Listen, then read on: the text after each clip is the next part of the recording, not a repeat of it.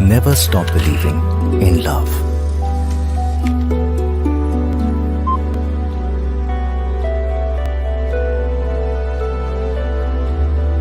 Never stop believing in hope.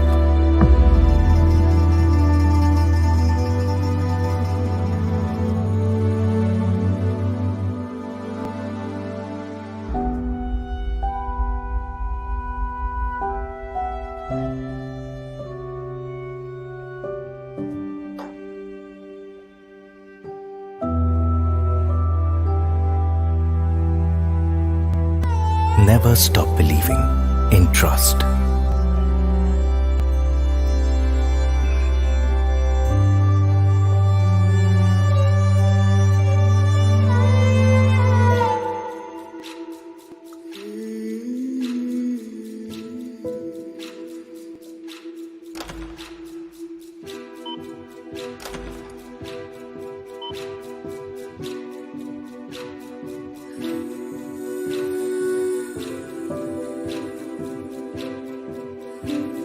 Never stop believing in faith.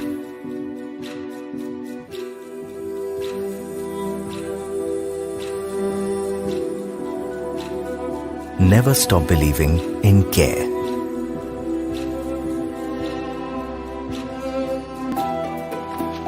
Never stop innovating, changing, challenging, believing in a better tomorrow.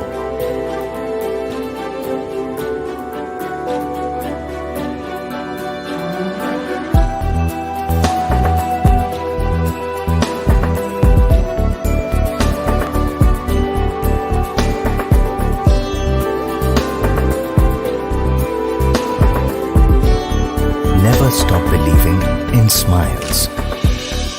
Never stop. Fujifilm. Value from innovation.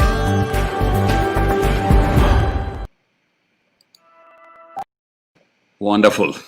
That was a touching commercial. I would have actually like to start with people jumping around, running, taking pictures, kind of a commercial, but I mean, this makes amazing sense, relationship, and that's what photography is about. Preserving memories, spreading happiness. Wonderful. Okay, we don't have too much time to waste today. I'm not going to be talking much today. I'm just going to be a silent spectator, just like most of you today, because the person who's going to be speaking to us today is going to, we must give him maximum time because he's an amazing person. Well, let me tell you, you don't really get an opportunity to meet such wonderful people very often. He's an amazing photographer, out of the world photo instructor, mentor, and more than anything, an amazing human being. And I could not have asked more from Fujifilm to, I mean, I'm sure there are a lot of people who are envying this position today, because I'm getting this opportunity to talk to or host this amazing man today for all of you. And you know him already. To the rest, I think you should listen about him from him. It's himself. All right. Let me bring him straight away onto the screen.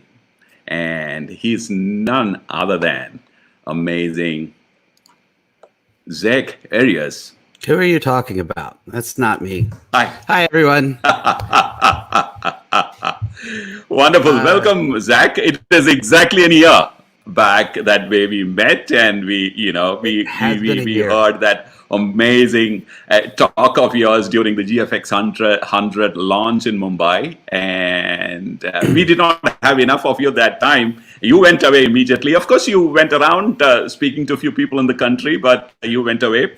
Here we get another chance to talk to you for an hour, or rather, listen to you for another hour. Welcome to the show. That was such a great trip, and and I really miss traveling right now. And oh yes, most of us do. Yeah, and whatever time I get in India, it's never enough, ever. I mean, I've met a lot of people who have interacted with you, worked with you, even assisted with you during shoots in the Middle East, in Dubai, and they all talk so much about you. I mean, that's amazing. Everyone who's kind of spent 5 minutes with you got only great things to talk about you. The way you inspire people and the way you help building that community. That's amazing. So thank you once again for being a part of this talk today. Absolutely. Glad to be here. Yeah. So we are going live at Fujifilm X India's official YouTube channel.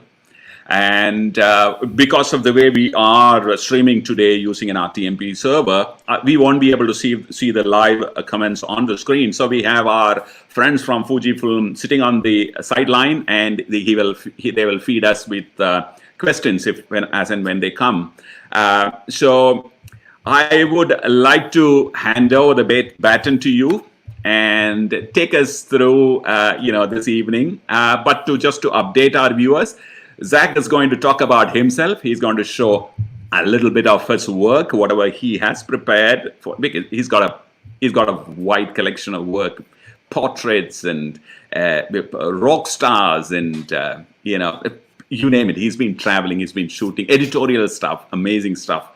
So he's going to tell you a little bit about, or show you rather, a little bit about the work that he's been doing and the cameras that he's been using. And of course, he will also give us some time to ask a few questions about his photography life and things like that. So over to you, Zack. The evening is yours. Rather, the morning is yours. Yeah. Sure. Well, thank you so much. I just wanted to talk about my experience with the brand new X100V that I'm holding here, and the XT4. I finally got an XT4. I haven't had an XT series since the XT2. So I didn't have an XT3. I was shooting primarily with the X Pro 3. So I just going to talk about that some. I haven't been shooting a lot, as I'm sure many people around the world are dealing with right now. We went on lockdown in early March, and things are still not doing very well here in the United States. I've only had one commercial job since lockdown. All of my work has been canceled, and no idea of when it's going to come back. So I don't have tons and tons and tons of stuff to show with the new cameras, because I've been stuck here in my house for months, as many have been. So first, I just want to, shout out to any of those who are really being personally affected, either through COVID or through the ramifications of lockdown. I understand how difficult this has been, and I know that y'all in India are going through it as well, and it's been tough. So the consolation I take is that we're all in it together. So it's nothing that individually we have done. So we're all stuck in this boat, sink or swim, and we'll get through this. So today I'm going to just show you a few pictures that I shot on my one and only commercial job with the X100V, and I'll show you some pictures from my only travel job that I had with the X100V before everything locked down. Normally, I'd have at least 3 or 4 trips under my belt at this point, but we're not doing that. So I am going to jump over here and pull up some pictures. And I'm going to assume that all of the technology is working and that you can see the photos that I'm pulling up. And yeah. Yes, we can. You're on full screen. Yeah, Excellent. you're on. Okay. Yes. Thank you so much. Okay. So my one and only job I was able to land during lockdown is for a company called Diffusky Blue. And they make scarves and accessories and clothing out of natural indigo dyes. And they're located on a very small island off the coast of the state of Georgia, where I live. And you can only get to this island by boat. There's no bridge to drive to the island. So I had to pack really light because everything I had to take a water taxi basically to get there. And so I had the X100V and I took the 2 conversion lenses. I have the wide angle conversion lens and I have the telephoto conversion lens. So basically in a very small package that gives me an equivalent of a 28, a 35 and a 50 millimeter lens.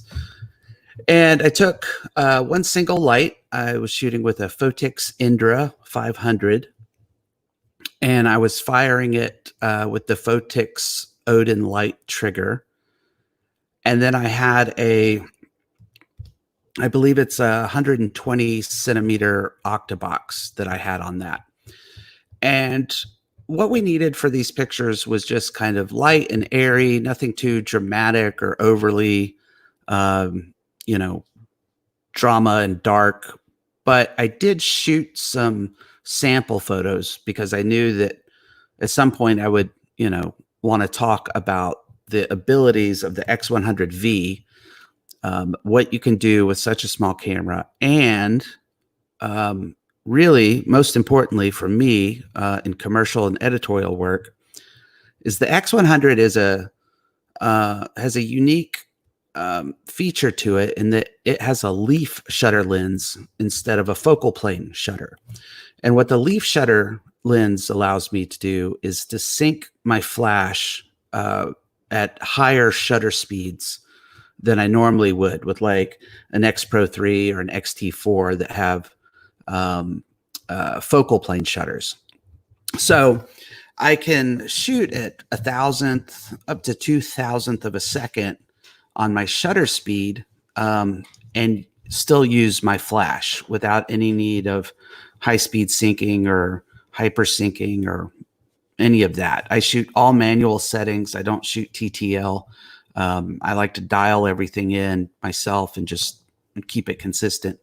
So this is a picture here of a gentleman rocking one of the Diffusky Blue scarves. And it was a cloudy day, and you can tell with the hat, underneath the hat, it's getting, too dark. And if I started to expose more to get his face, then the rest of the scene would get overexposed.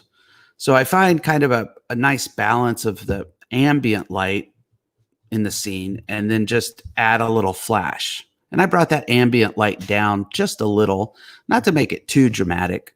But this was shot at 2.8 ISO, I believe 100, around 1,000th of a second. Here's another side-by-side. The picture on the left is just the available light. And then the picture on the right is with just a hair of flash added to it. Again, I was at a low ISO of about 100, shooting this one at f2 at 1/1600th of a second on this one. And when I got the new X100V, I didn't get a lot of statistics or specs on it. I didn't.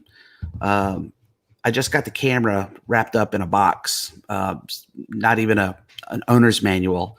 So I really didn't even know like all the changes that have been made on the new model. They just sent it to me and it was like, I had a few assignments to do with it. So one thing they were saying is that it's got a newly designed lens and it's much sharper. And I've always thought that the lens on the X100 series was sharp as it is. And I was shooting with, the standard lens on it, the 23 millimeter. And it was like, well, it seems just as sharp as all the other ones. But where I really saw the sharpness really take a big leap was when I put the 50 millimeter conversion lens on it, equivalent. And that lens under 2.8 was always just a little bit soft. And I have the version 1 of that lens. It was always a little bit soft, but on the new camera, I could really see how much sharper that is. This again is shot at f2 with the teleconverter. Now you're watching it through YouTube and it's streaming and all of that. So I don't know like what kind of detail you're going to be able to see out of it. But so yeah, so these are just some pictures from that. Here's one I wanted to show the dramatic differences you can make. So the picture on the left is shooting at like 2.8 at 2,000th of a second. No, I'm sorry. I don't have the metadata in front of me, but you're seeing the available light. I start to bring that available light by taking my shutter speed up. And I think I was at 2.8 at 2,000th of a second. And that's about where I start to lose my flash. But another cool feature of the X100 series is it has a built-in neutral density filter, a 3-stop neutral density filter. So you can take that neutral density filter, turn that on, and really start, dropping that ambient exposure down, and then adding light back to it. So I'll just walk through a series. So this is the neutral density filter on, and I'm racked out at, I think, 2,000th of a second. But the thing that I like about that is it gives me options so that I can take that to whatever level I want. Now, like I said, they didn't need much drama to this. This needed to be a little more light and airy. So this kind of picture worked more for the client. But I like having the option that I can, for myself, I can take it more dramatic if I want to. And that leaf shutter lens and that 3-stop neutral density filter all built into the camera is what allows me to do that. So even like during the day with sunlight out, I still need a little fill flash. This was with the 50 millimeter equivalent shooting at f2. And I was shooting at around 500th to 1,000th of a second on that one. And so that's kind of what I wanted to demonstrate about shooting commercially with the X100. Like it can be done. I've done magazine assignments. I've shot commercial assignments with the X100. It's a professional level camera and it can go to print with no problem at all. So these are some pictures from Cuba. Sorry, getting some water. I don't usually talk this much early in the morning. So a funny story. Back in November of last year, Fuji reached out to me and said, Zach, the new X100 is coming out. Would you like to do a promotional video for us with the new camera? And I was like, yeah, absolutely. Yeah, I can't wait to see it. So they gave me 2 deadlines and they sent me the camera. I got it right like the last few days of November, I believe. And I had 2 deadlines, December 20th to send them sample photos from the camera. And then somewhere like January 15th deadline to send them the video for the promotion of the camera. So I started working on trying to find something to do. It was December. So the Christmas holidays were like in full swing here in the United States. I didn't have like the time to pull a full trip together. Usually we get like 60, 90 days advance notice on these kind of projects. This happened all pretty quickly. And so I was trying to do a project here in Atlanta. I was like, that's fine. I don't have to go travel to somewhere cool. I can do something here. But as I reached out to people and started working on some of the ideas that I wanted to do, like no one was available. No one had, the time, or they were out of town, or just everything was kind of closed down for the holidays and wouldn't start back up again until January. So I booked some talent, and we went out and we did like some pictures out in the woods with smoke bombs and like lights from, a box store, trying to make something interesting out of it. And the pictures came out fine. But as December was rolling on and into January, I still didn't have a video, and I still didn't know what I was going to do. And the video I was making behind the scenes of the shoot was just horrible. Like, it was the worst. So I had this trip for Cuba coming up, and I'm just going to go through some of these. And this was at the end of January. So I emailed my folks at Fuji, and I was like, look, y'all, this video I'm making is like horrible, and it sucks, and I'm not proud of it. But I am going to Cuba at the end of the month. If I could have just a little extra time, would you be okay with that? And they were like, yes, absolutely, go to Cuba. So big thanks to Fuji for giving me some extra time. This is something I like doing lately when I travel. I don't, if I'm just on a travel kind of trip where I'm not commercially shooting, I only travel with the X100. I don't take any other camera. I take the X100 and Instax printer, and that's it. So I don't take any lights as well. But everyone these days has a light in their pocket. And so I'll get people, just random people on the street or, whatever, pull out a couple of lights, and I'll use the light on my phone. And I'll shoot portraits like that. It's kind of fun. I haven't had much time to play around with the multiple exposure features of the new X100, but they have new blend modes. And I believe you can stack 7 to 9 images into one in camera, which is kind of cool. I want to play with that some more. But Cuba is just an amazing place. It's nine images shots can be combined. Gotcha. 9 images. Okay. We were shooting some kids practicing their boxing. Boxing is very big in Cuba. And I'd gotten all the pictures that, you would typically get, and I was kind of getting bored. So I decided to turn that neutral density filter on, and allowed me to go to slower shutter speeds during the day. So I could get some kind of motion and things like that. One thing I like to do in Cuba is I love photographing the old cars. There's this whole culture around the old cars in Cuba. And I end up taking tons and tons of pictures of all the old cars. But my favorite way to incorporate them is to just have them kind of in the background if I'm shooting a portrait or capturing a street scene, where it's not always front and center, but it's somewhere there. Another great feature of the X100 is that it's very small and it's absolutely quiet. Like, it's silent.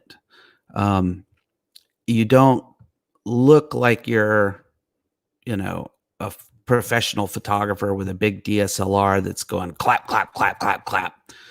So you could walk into a small church with a very unobtrusive little camera that's silent and doesn't make a lot of noise, and allows you to photograph discreetly.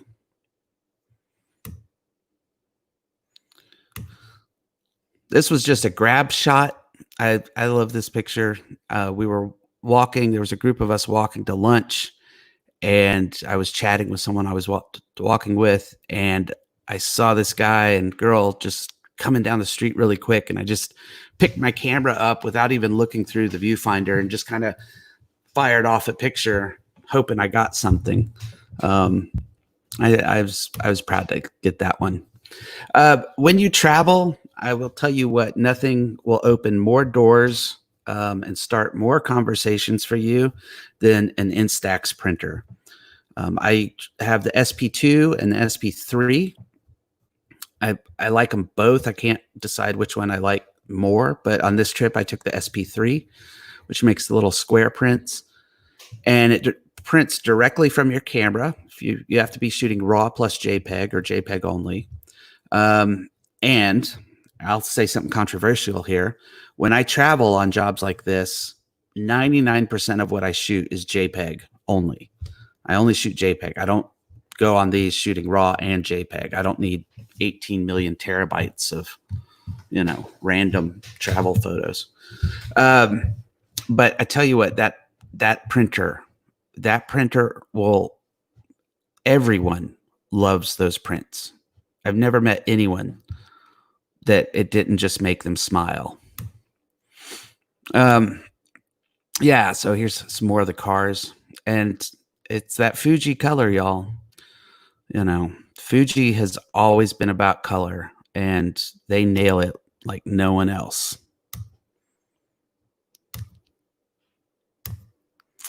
Yeah. All right. So that is that for just little pictures I wanted to show. Let me get back over into my stream over here.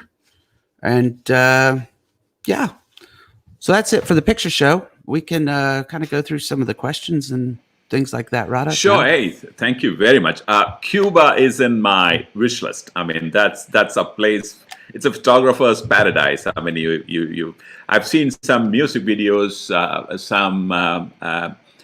The one which I remember is Buena Vista Social Club. Yes. You've seen it? Oh, mind-blowing stuff. Guys, if you have not seen it, it's a documentary by Will I forgot the name of the director. Anyway, it's an award-winning documentary. Go watch. I mean, you will fall in love with Cuba. You will want to save money and go to Cuba. Only to also, like you said, see those old cars, the people, the way the place. I mean, places. But it's got a character, and it's still there, exactly like that. And the food and the music. Oh, is it? And the people. Amazing. Wow. I love Cuba. Yeah, absolutely wonderful. Thank you very much. It's interesting to know that when in this kind of travel, you shoot only JPEG, and yes, it can be controversial at times. There are a few Puritans in the group. I mean, I can see Fuji rumors signed in. I can see Ashok Kandimala sir. I mean, some of them are very senior mentors in the country. Yeah. And there is Dhananjay More, and there are a few of our regulars like Bhavesh, lots of guys. I mean, amazing. Tons of people have tuned in, and they're all watching, and some of them may not take it lightly. They say, oh, right. Okay. So but one thing I do is I have a function, you can set all these different function buttons up to do different things. And I have this custom functions. Yeah. I have this one where I can switch it if I'm just shooting JPEG, and let's say I come across something and it's the sunset, right? Where there's a very large gradient of color.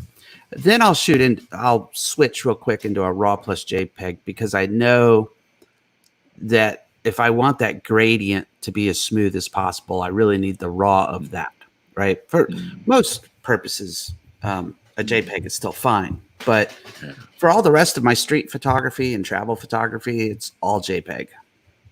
All JPEG. Okay. Yeah. In fact, while doing the X100V review, I also shot a lot of JPEGs, and then I processed the RAW, compared them, and for most of the purposes, I mean, they looked very. I don't do too much of circus in the post. I shoot the way I want and use it the way. I mean, I expose it the way I want, even frame it the way I want. I like to reproduce because of probably a little bit of old-fashioned photographer in me. Doesn't really allow too much of fooling around in the post. I mean, of course, to a great extent, I call it global corrections, as most of us call. So I found the JPEG really very close to the the raw processed image. So I shot both and compared it, and most of the time I was shooting on a simulated mode, either on classic chrome, which I really liked, and the negative. And when I processed the RAW with the same settings, I got a JPEG or a TIFF, which looked exactly like, very close to the JPEG, which came straight out of the camera. Yep. I too love classic Chrome. That's kind of my favorite. Yeah. And the Pro Neg and the Eterna is a new one that I've been playing around with too. Yes. We shoot all our videos using the Eterna. In fact, I'm streaming using the Eterna profile just now. In a XT4 using the the webcam which they have, the X webcam. I haven't done the streaming on this yet. I just downloaded the X webcam last night. As we were speaking earlier, I just got this laptop, and I was afraid. Very interesting. The very interesting thing is that. Sorry, please go ahead. Oh, I was afraid to start it today and, it go wrong. No, very, very simple. And the most interesting thing is when you connect to the camera, the danger is if the conversation goes on, the battery, you worry about the battery running out. But when you connect it using the USB, it also charges the battery. Oh, really? So you will never run out of power. So I am on full power continuously. I'm on full power. So your laptop will keep powering it. Yeah. Okay. Good to know. That's an interesting thing. Okay. So to a question, thank you for that presentation. The Cuba images were amazing, and of course we probably will take a little. If we have time, we'll explain to our viewers what exactly is the leaf shutter, because many of them they've started in the DSLR era, so they have worked with the focal plane shutters, and they may not exactly know what the leaf shutter is. So if we get time, we will get into that. But one question, which can be again a controversial question, is that you are someone who you probably can get any camera brand to kind of come and make you an ambassador, right? Full frame, largest frame, whichever. But why did you select APS-C? I mean, is there a reason? Crop sensor, which is like to many. It's like, crop sensor. So I was a Nikon shooter when I had a chance to get back into photography some 14, 15 years ago. I started with Nikon, D100, D70, D200, then finally got a full frame D3. D3 is still one of my favorite digital cameras I've ever had. I loved that camera. Then we all thought we were going to become cinematographers, thanks to Vincent Laforet with the 5D Mark II. So I had a Nikon kit, and then I added a Canon 5D Mark II. Also Phil Bloom. Bloom. Right. Phil Bloom, yeah. So I added the Canon 5D Mark II because I didn't want to be left behind and all the shenanigans getting started with all of that. And then I had this Nikon Canon kit, and it was such a mess. And so I finally just committed, sold all my Nikon gear, went fully Canon. Now, as I travel and as I, go around, I've always wanted like a small little camera to take with me, to take pictures of where I travel. When, I've tried to go on, just vacation, but I still took a 5D Mark II with a battery grip and a 24-70 2.8 lens, and just carrying all that gear around all day was dumb, and I would end up leaving it at my hotel or Airbnb or wherever I was going. And I tried all sorts of little cameras, all the Canon G series. I tried Olympus, the Canon, little small Canon point and shoots, and they were all fine, but I wanted a camera that would make really nice prints, and the print quality of those little point and shoots was just pretty bad. I wanted a camera that was small, compact, but had the quality that I could do a commercial job with and print it. That was my goal that I wanted. And so I'd gone through all those little point shoots. And then I was teaching a workshop in San Francisco one day, and the very first X100 had just come out, and a gentleman at that workshop had one. He got one of the first ones in the US. And I was like, oh, what is that? It was just so beautiful. It just so great looking of a camera. And he's like, this is the new Fuji X100. And so he let me shoot it that day during the workshop. And the very next morning, I ordered one. Like, I have to have this camera. So I still had all my Canon equipment, and I think I had bought my medium format system at that point, or very shortly after. No, I had my medium format at that point. So I also shoot a phase 1. So suddenly I had these 3 different camera systems: a phase 1, a Canon kit, and my little Fuji. And I ended up taking my little Fuji out on jobs with me and just kind of shooting little things with it. Nothing seemingly real important, but I just enjoyed it so much. And then the X Pro 1 came out.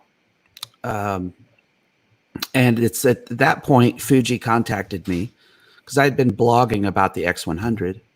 And they're like, we see you love our Fuji X100. Would you like to try out this X Pro 1? I was like, yeah. And sure. So I did a job with that.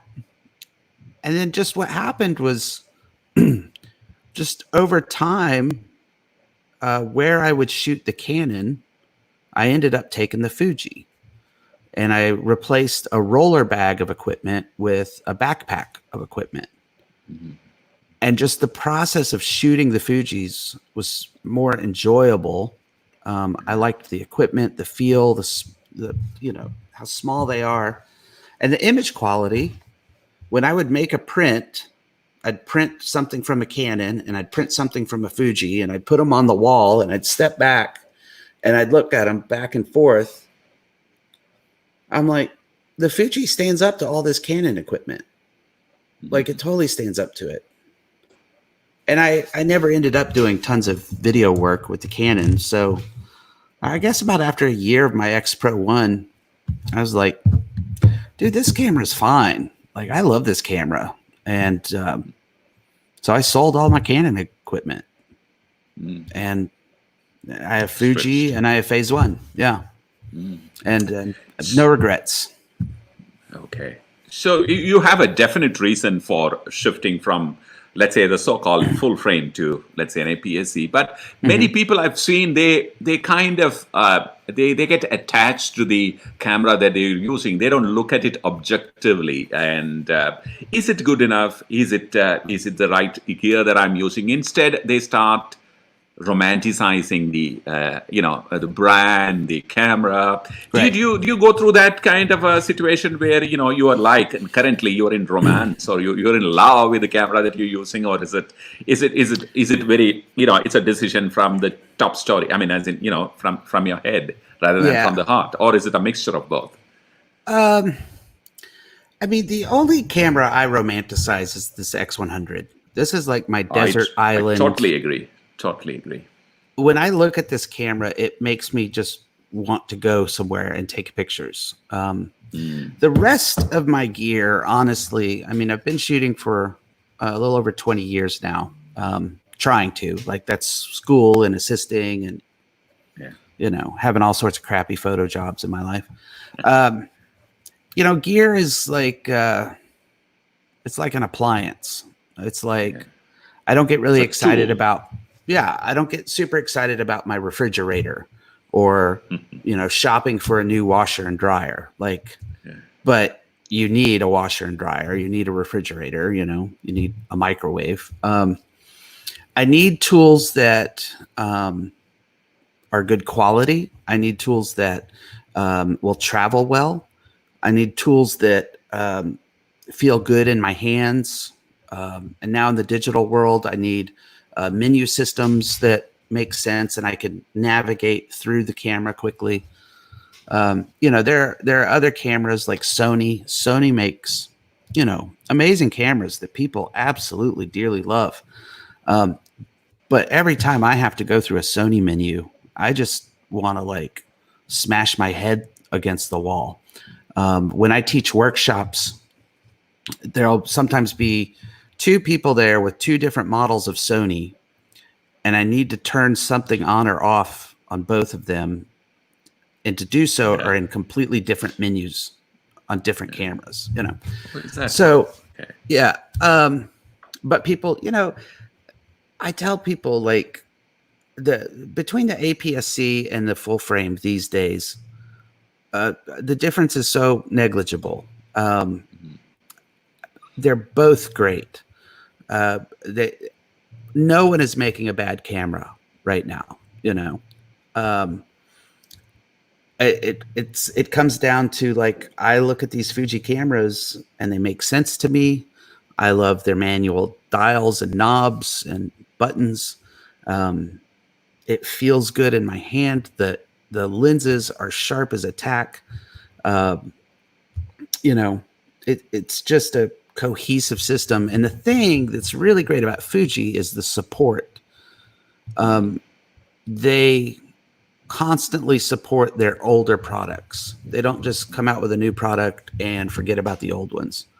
I think there were 3 different generations of the X100, and they were still putting out some firmware updates for the original X100. Original ones. You know, Yeah. technology marches forward, and at some point you have to drop, you know, new updates. But Fuji's great.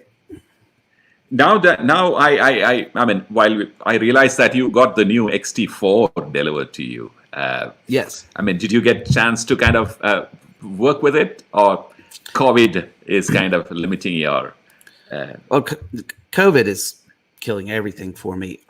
What I am most excited about this is the video capabilities. During quarantine, I've restarted my YouTube channel, and I restarted it just shooting. Sorry to stop you there. I must talk about that. It is an amazing channel. Oh, well, thank you. I don't know why you've been staying away from doing those wonderful. Well, people who are watching here, okay, there are 2 things that I'd like to do. I'd request you to do straight away. One, like the Fujifilm X India channel straight away. One. Second, please go head over to Zack Arias' channel and watch. You are in for a surprise there, okay? It's not going to be just, it's not just photography that you're going to, I mean, you will, I don't know, you need to experience it. I mean, it's a talking head. He's going to be talking to you throughout, but it's so engaging in various levels. He will touch you as a photographer, as an artist, as a craftsman, and also as a human being who is socially so much aware about things around you. So you must go subscribe to his channel and thank you. Click that bell button there, because amazing. I now look forward to your channels. I mean, they are like, I mean, every session is fantastic. I've gone through, especially I must talk about that thing about racism, the Black Lives Matters one. Yeah, that's mind blowing. I may not understand the severity to an extent that you would be, you know, you are experiencing, but I get the you know, the scene. I mean, I can understand that. Yeah. Please, sorry. Yeah. Oh, so I started that back up during, like, right 3 seconds before quarantine hit. I'm like, I'm going to get my YouTube going again, and then quarantine hit. So I just started shooting all of that with my phone. Because the video camera systems that I was shooting videos with were the Panasonic GH4s, and they're getting a little old in the tooth, and their autofocus functions. I'm just shooting these videos on my own, so I needed something that the focus was something I could trust. So when I set this up on a tripod and I get on the other end of it and I start talking, that I know the focus is going to be there. And so it's also got the fully articulating screen like that. That is a huge thing for me. Because I need that for vlogging and doing my YouTube stuff. And the other thing that blows my mind with this camera is the IBIS, the in-body image stabilization. Yeah, true. There's a lock-off mode where you're getting the physical stabilization, and then there's an extra little, like, 1.2 times crop that it adds just an extra digital stabilization to it. Yes. And yes. you can hold a camera and it looks like it's on a tripod. Like if you Absolutely. need it to be like, True. You're right. it's There's no unbelievable. exaggeration in there. I have experienced it, and I've shot a video entirely, handheld, and Yeah. I had a wrong lens on it, but still it held. The crop video mode, the digital image stabilization on Yeah. the video, along with the IBIS, fantastic. Yep. Yeah. And Wonderful. and all the other improvements to it. It's a fantastic camera. And like I said, my last XT was the 2. So I didn't have the 3. We talked so much about things about so many positive things about Fuji, and why you like APS-C. Is there anything that you dislike about the sensor, or rather the format and the camera? These days, no. In the early days of the X series, some of the lenses were kind of slow, like that 60 millimeter macro. Boy, I hated that lens. It was so slow, and there were all sorts of quirky little things at the beginning in the first 2 or 3 years with the X series, but they have been marching forward with these cameras.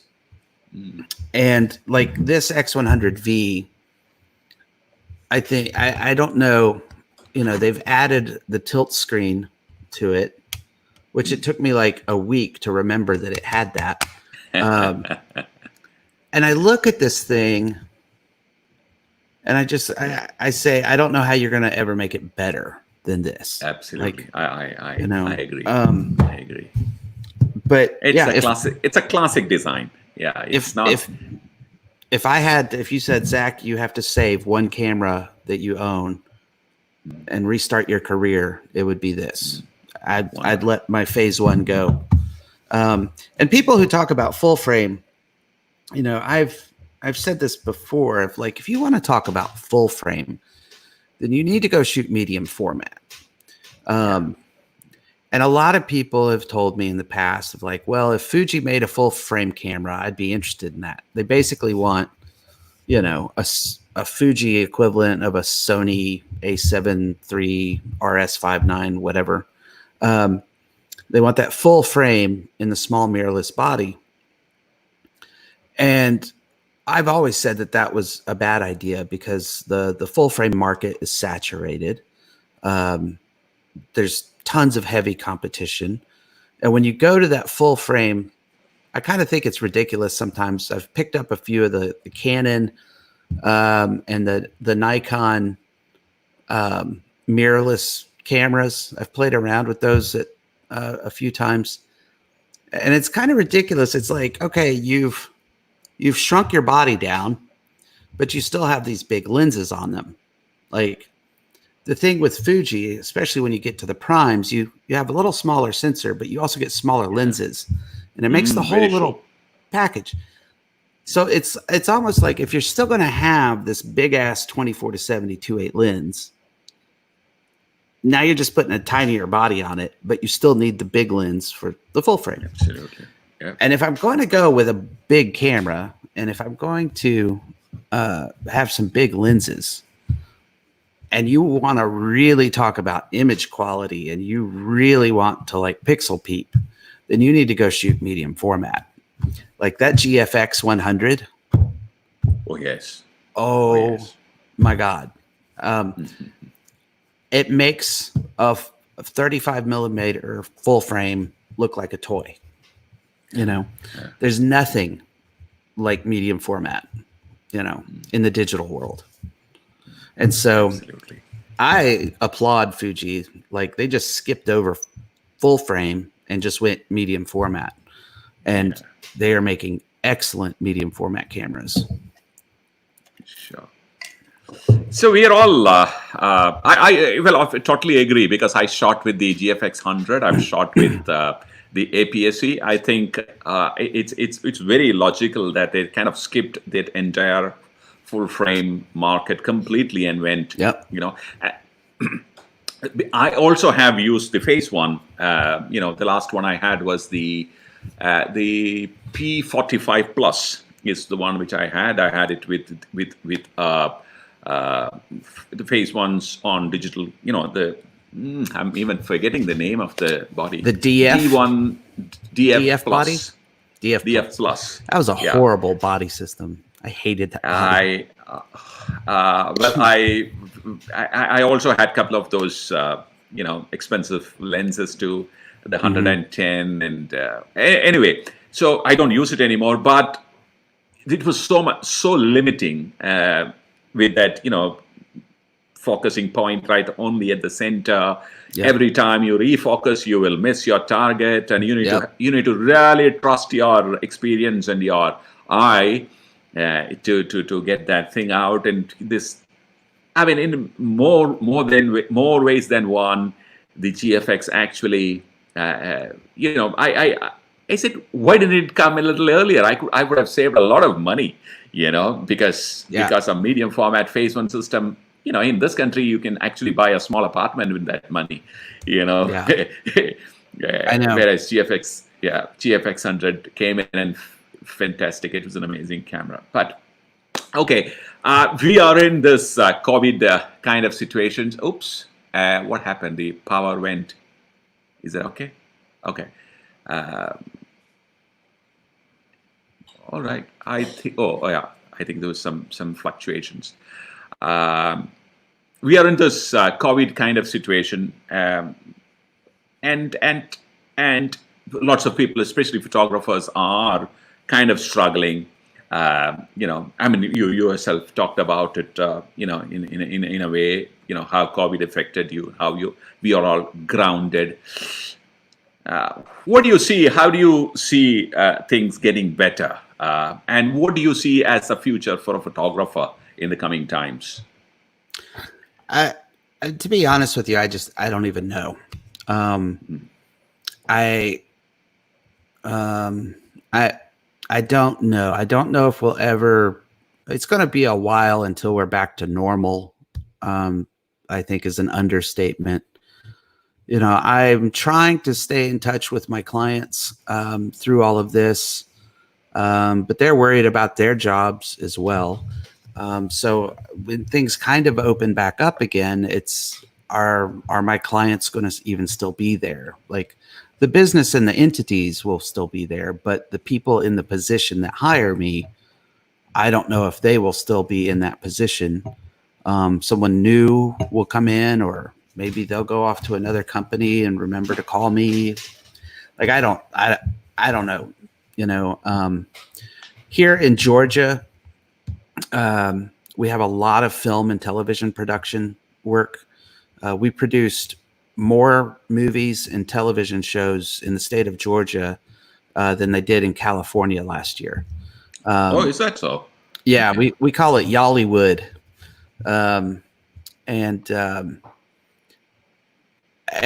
All my friends in that industry have been out of work, and very little production is coming back right now. And it's all smaller crews, more limited crews. So to tell you the truth, I don't want to be Debbie Downer, but I have no idea.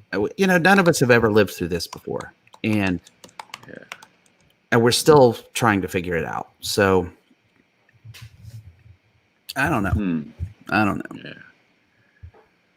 Okay, I'm very positive about it. I think, if you look back in time, ever since, let's say, in the last 100 years, there has been some form of catastrophe, some form of this kind of, right from the Spanish flu, or before that, the World War I, the big depression, Spanish flu, World War II. Then you have the Cold War. Many things did not affect you directly like this one is doing, but in more ways than one, some catastrophe has been affecting us directly or indirectly, and we have managed to come out of it reasonably well. And this time it is the world as one big community is trying to get out of it. Though I don't personally approve of the word fighting COVID, I think we need to adapt more than fighting. And this is my personal feeling. And we will come out of it. And you are already seeing a lot of positive changes. We are talking about why are we talking? This COVID is one of the reasons why we are interacting now, and we're talking to more than 206, almost 300 people now. You sitting in Atlanta. I mean, this feature was available even earlier, right? 6 months back also this was available, but we were not using it effectively. So I think communication is improving. New ways of interaction has come in force. I suppose and it is, I mean, when you look at the statistics, it is probably not as dangerous as many other pandemics that have hit the world. The fatality rates are of course a life is a life, so I'm not trivializing the situation, but I think with a little bit of care and responsible behavior in the social space, I think we'll come out of it. And that's what I feel. And use this time. I think we should all use this time to come, in a better way to improve yourself personally, spiritually, physically, in all spheres of your life. I completely agree. Absolutely. Yeah. So. Okay, sorry, coming back to photography. Sorry, for a moment we got digressed. Coming back to photography, we're all in this digital era, correct? But do you think the magic of, and you've shot film, that's what I know. You think, I mean, and lots of people, associate magic to, photography of those times, and currently it is more like, you're going to almost get what you're seeing on the LCD. Has that magic gone out of photography because of digital?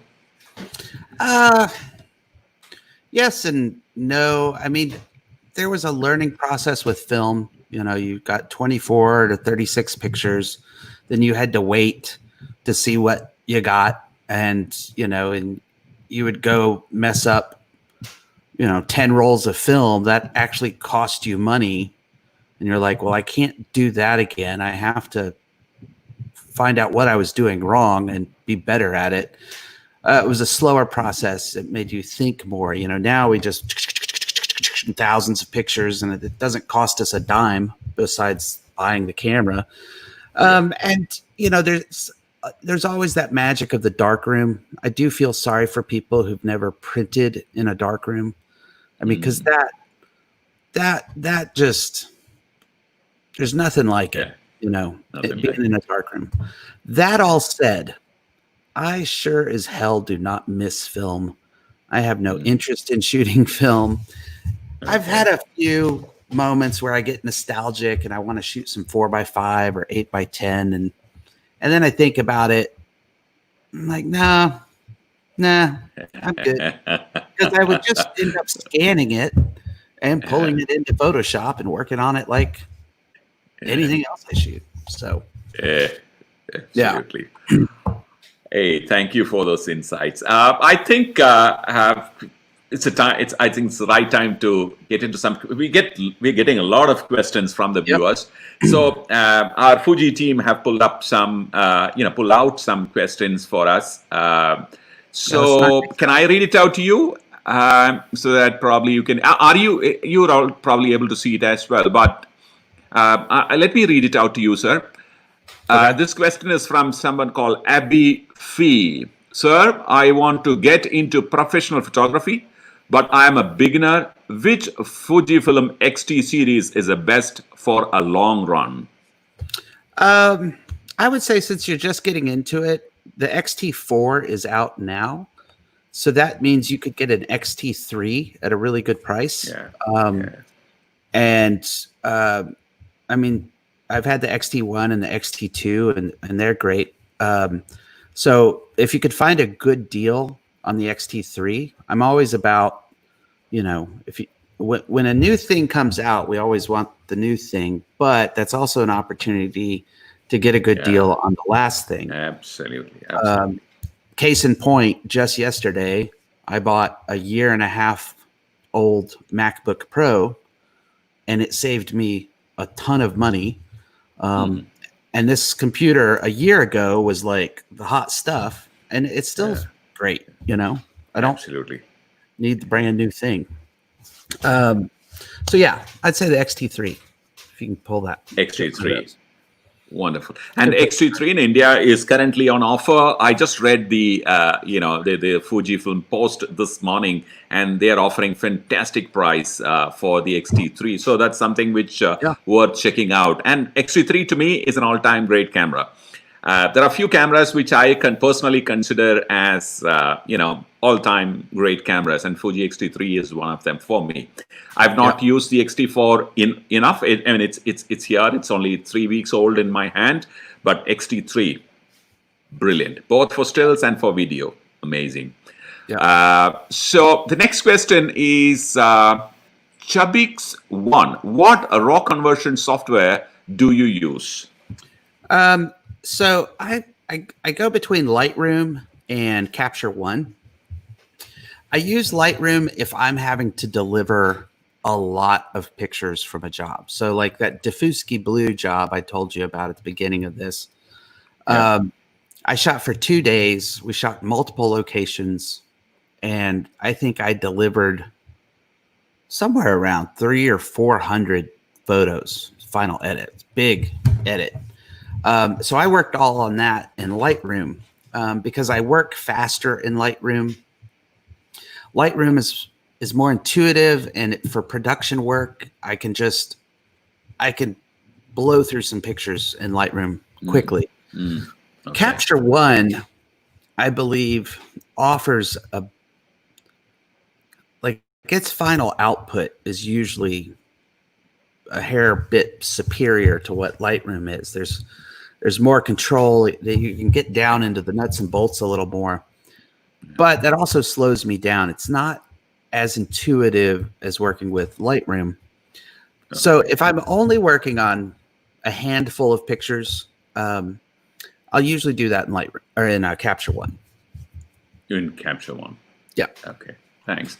I hope the Chubix one, if I remember right, I hope you got the answer. The next question is from Shankar Sengupta. He says, good evening. Being a Fuji user and street photographer, need to know any printing tips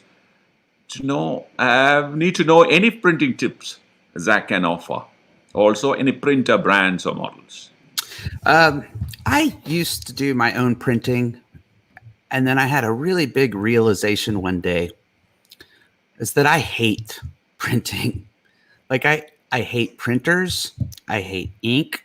I hate when I load the paper in the wrong way and I print on the wrong side some of those matte papers, it can be hard to tell which one to print on. Yeah. And there are really good labs who their entire job is to make prints. And I can simply log into their website, upload my pictures, and they can take it from there. And usually at very affordable, prices. So for me personally, and I don't do tons of printing. It's not part of my business model. I don't sell a lot of prints. So I would just much rather use a lab than deal with nozzles getting clogged and all of that. Yeah, I know. It's expensive. Yeah. Every time you flush the nozzle, you're losing, And, so and if you can't, please go ahead. I have a black and white laser printer that I use for documents, and I have the SP2 and the SP3. Those are the 3 printers I own. Okay. And let's go to the next question. It says Gangadhar Thanekar is asking, how should I evaluate my photos as a beginner? Oh, well, there's many ways to go with that. I think as a beginner, you need to be looking technically like, okay, I got it in focus. The exposure looks good. My colors seem to be correct and all of that. So those are kind of the first technical barriers of working with your camera, using it as a tool. Are you capturing decent, technically quality photos? From there, it would go on to start to study composition and light.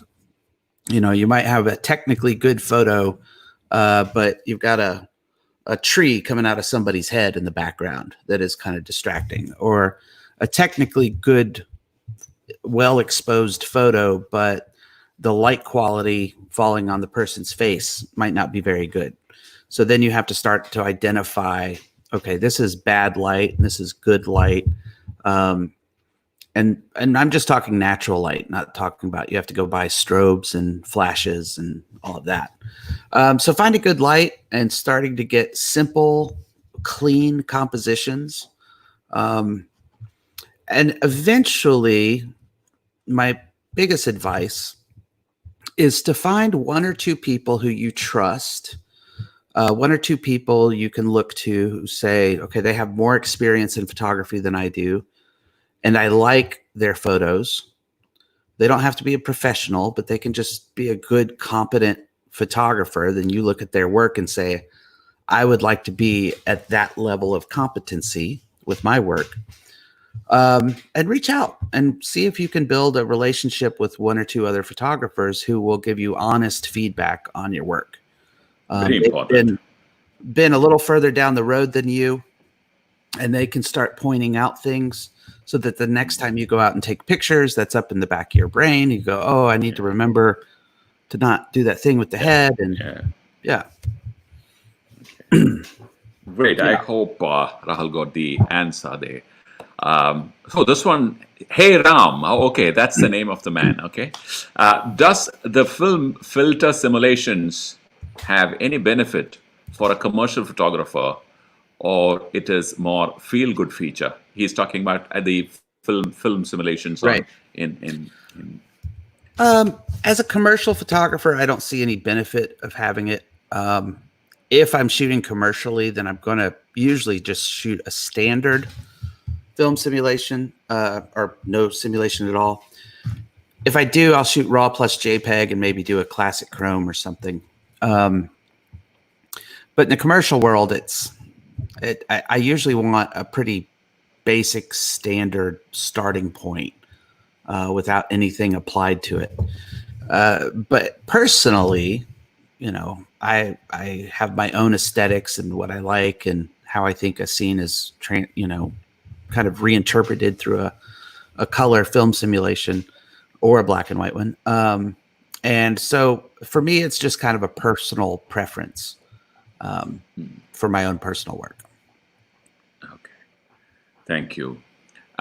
This question, I don't know if it's appropriate to ask you, but since it is there and it's shortlisted, the question is how good is XT4 for Indian weddings? And asking an American photographer. I don't know. I know they're good for Pakistani weddings. But I'm not Indian weddings.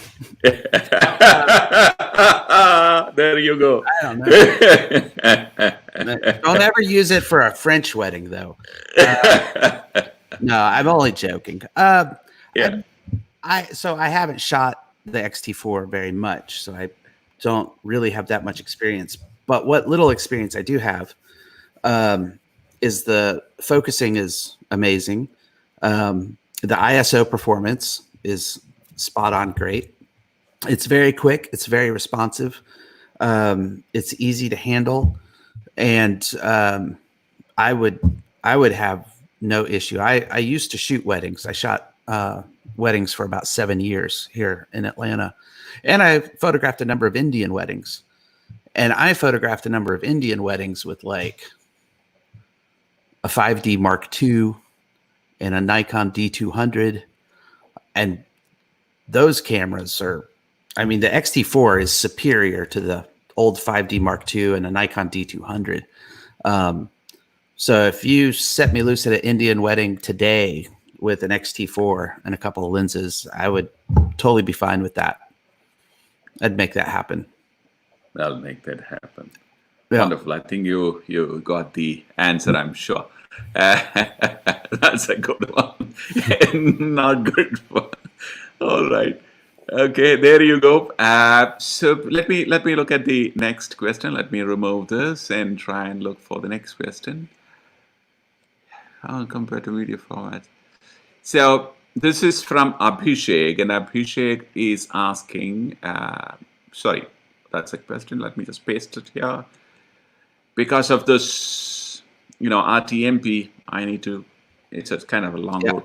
Abhishek is asking, how different is GFX 100 compared to other medium format cameras out there? Okay, so how I describe the GFX, I'm a phase 1 shooter. I have the phase 1 XF body and the XF 100 megapixel back. It's an amazing. The image quality that comes out of that camera is just astounding. But the camera body and just the system of it is a very slow process. You only get one focus point right in the middle. Your focus is so crucial in medium format. You've got to nail it, and it's very difficult to do at times. With that, I usually am shooting the phase 1 on a tripod simply because of focus issues. But man, when you nail it, you nail it, and it's unbelievable. What the GFX has done is it's put medium format into a DSLR kind of package. I call it medium format to go. So this time last year, I was doing a trip through Southeast Asia and India, and I had the GFX 100 on that trip. And I went out shooting street photography with the GFX 100. You have multiple autofocus points. The focusing is fast. It's accurate. You can do things like shoot RAW plus JPEG, where with the phase 1, you're just getting a big, huge RAW file, and you can't get a JPEG. You can tether to your iOS device. I can't do that with a phase 1. One thing you're inherently missing, you get in a phase 1, are leaf shutter lenses. Going back to that again, leaf shutter. But having leaf shutter lenses means the lenses are a lot more expensive. The camera body is more expensive. So Fuji made the decision to go with focal plane, but they have some adapters that you can adapt leaf shutters to the GFX body, and it works. So there's a workaround for that. But basically, GFX gives you medium format image quality in the size of a DSLR, and it's so easy to use. I wish it was out before I put all the freaking money I did into my phase 1. Yeah, I know. And the used, if you go to sell those cameras these days, they don't fetch you good money. Yeah. If anybody wants to buy one of those. Commercially, my cameras have paid for themselves. Oh, yes. But yeah, also it would be nice not to have like $40,000 sitting in your camera system. Absolutely. So I don't know if you remember meeting this amazing photographer. He's an amazing artist. I'm going to call him an artist. Prashant Godbole. I don't know if you remember meeting him during the GFX launch. Okay, so he is watching, and he was, kind of doing a small doodle, and he sent out, a WhatsApp message, and this is what he did. Yeah. So that's it. There you are. He said it was nice. He was trying to probably make a small, but but thank you, Prashant sir, for being online and watching this show. We wish to have you one day talking to us, like this. He's an amazing man. I mean, you must see his work. Okay, moving on. The next question is thoughts on X Pro 3. Is it this one from Matthew? Just swapped. Yeah, Matthew Maber. Yeah. So he says, I just swapped from XT3 and wasn't getting on with the DSLR-esque form factor. I have this weird kind of differentiating opinion on it. I love the X Pro 3 with prime lenses when it's just a small little rangefinder style with a compact, nice prime lens on it. Yeah. I've shot them with zoom lenses. So, I have like the 16 to 55 2.8 here. And I like the zoom lenses on the more The DSLRs. XT4. Yeah. Right. Yeah. So professionally, if I'm on a commercial job and I'm running around and doing, something quickly on location, the X Pro 3 and a zoom lens never felt like a comfortable combination for me. Okay. But that X Pro 3 and a prime, I love that. Oh yes. Absolutely. Oh, yes. Like that's still my favorite. X Pro 3 is like, but commercially, I think the XT series, I don't know. And it just comes down to personal opinion. Yeah, I mean, my version is that Fuji as a brand has really addressed each type of photographers differently. I mean, if you're a commercial photographer out doing advertising, commercial work, then you have the XT4 kind of work, wedding photographers. But if you're a documentary guy, you're a street photographer, you're a fine art photographer, then of course you go into the X100. You have the X Pro 3 kind. It actually invites you to shoot in a certain way, I suppose, with a prime lens and that form factor. It kind of naturally, it's like, I don't know, I mean, again, using a cricketing term, if you have a bottom heavy bat, it's usually used to hit out of the park, hit the ball out of the park. Whereas if you want to play a defensive game, then you don't use that. You use a different type. So the batsman kind of picks and chooses his tool according to the situation he's in, and Fuji has one for each occasion. So that's right. How I see it. I mean, I don't think I'm comfortable. So I shot a lot of fashion pictures using the XT4, but I don't think I'll see the images like that if I've been shooting that with the X Pro 3 or X100. I see it very differently. It'll become very editorial automatically, instead of well structured. I mean, the XT4 invites me to shoot in a very structured form, whereas the X Pro 3 and the X100, you said that. I mean, that picture in Cuba where that people in the bicycle, they went past and you picked up a camera up and took a nice shot. I don't think the XT4 or the XT3 will let you do that. I mean, or you will want to do that. The X100 is, I think, almost purpose built for that kind of a use, I suppose. I mean, that's the way I see it. I can see that. Yeah. Sure. Okay. So now, Fujifilm just informed me that there's going to be one more session like this coming up soon. I don't know whether you know about it, but they've already decided that they're going to have one more session like this. So stay tuned. Anyone who wants to send in a questions, we don't have all the time with Zack. Zack is going to go away soon. So if you have a question, please send in, fast so that we can ask them, because you don't get this opportunity very often. So please send in your questions. So let me. There's one more question. So let me just pull this up, bring it to the screen.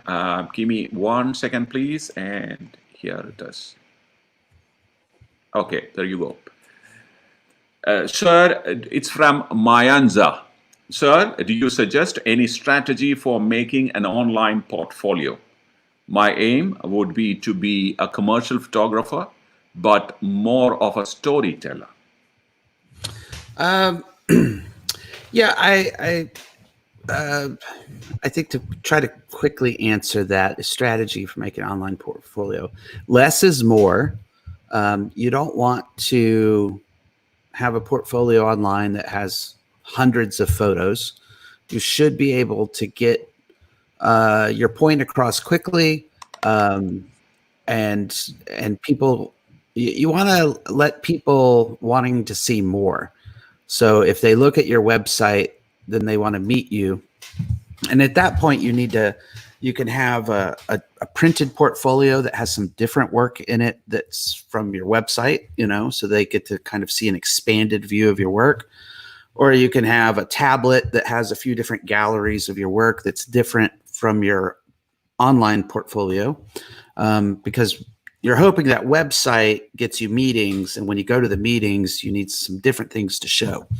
But definitely keep a very tight edit. 20 pictures in a gallery is usually enough. If it starts getting to 30 or 40 or 50 pictures or more, that can be, that can be a deterrent. There's just, people aren't going to spend that much time looking at all of that work. And if you want to show more pictures from one particular job, then make a blog post about it. And then you can put, 20 pictures from that one job, but maybe only 1 or 2 pictures from that job in your actual gallery. Keep it tight edit.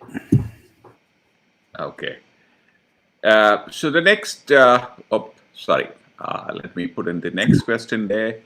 So the next question is about going back to the GFX 100. He wants to know the GFX R, which is the rangefinder, GFX 50R, the rangefinder, I think, medium format camera for landscape.